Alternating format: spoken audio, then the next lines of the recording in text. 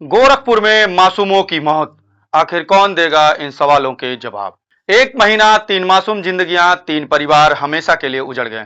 लेकिन सबसे बड़ा सवाल आज भी वहीं खड़ा है। क्या अब गोरखपुर में हमारे बच्चे सुरक्षित हैं? क्या हर माँ बाप को अब अपने बच्चे को घर के बाहर खेलने भेजने से पहले डरना पड़ेगा?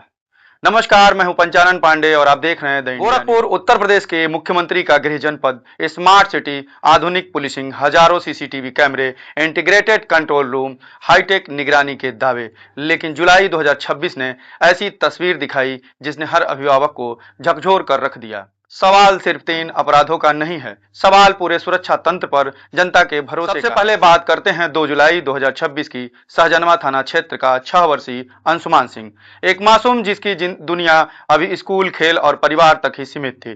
पुलिस के अनुसार उसे बहला फुसलाकर ले जाया गया, फिरौती की योजना बनाई गई और इसी दौरान उसकी मौत हो गई। उसकी पत्नी गिरफ्तार किए जा चुके हैं। लेकिन सवाल यह है कि क्या अपराध होने से पहले कोई संकेत नहीं मिला?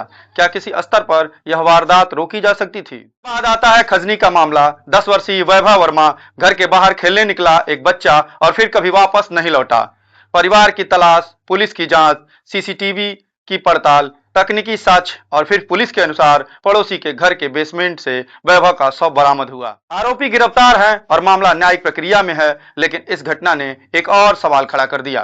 क्या अब बच्चे अपने ही पड़ोस में भी सुरक्षित नहीं हैं? सभी लोग इन दोनों घटनाओं के सदमे से उबर भी नहीं पाए थे कि कोतवाली क्षेत्र से एक और दिल दहला देने वाली खबर सामने आई। 10 वर्षीय एक बच्ची सदर अस्पताल से लापता हो गई। पुलिस जांच शुरू हुई। बाद में पुलिस के अनुसार तकनीकी साक्ष्यों के आधार पर एक पुलिसकर्मी को आरोपी के रूप में गिरफ्तार किया गया।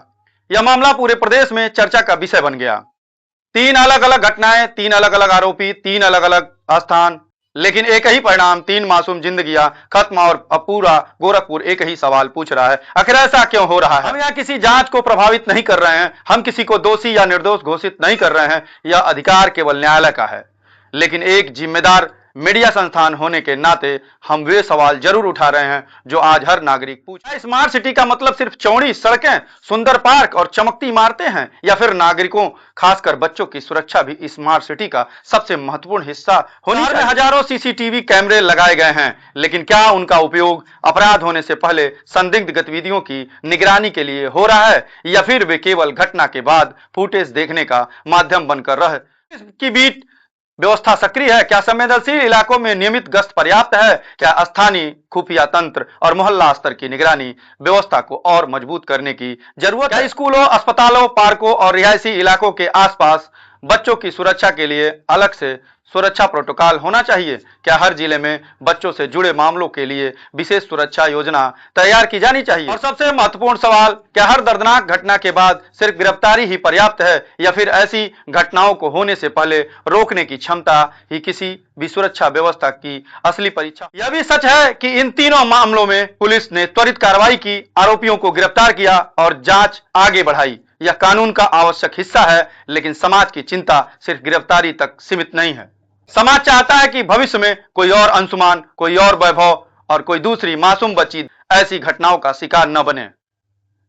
आज जरूरत है व्यापक सुरक्षा समीक्षा की, सीसीटीवी नेटवर्क की, स्वतंत्र ऑडिट की, पुलिस गश्त और स्थानीय निगरानी व्यवस्था को प्रभावी, बच्चों की सुरक्षा को सर्वोच्च प्राथमिकता देने की और ऐसे जघन्य मामलों की समयबद्ध सुनवाई सुनिश्चित करने की, ताकि न्याय भी मिले और अपराधियों में कानून भय भी बना रहे।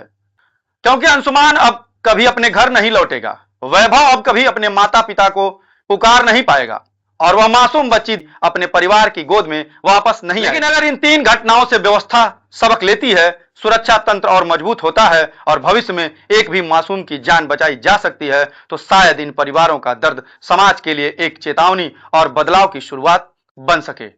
अब आपकी बारी है। क्या गोरखपुर में बच्चों की सुरक्षा को लेकर व्यापक समीक्षा होनी चाहिए?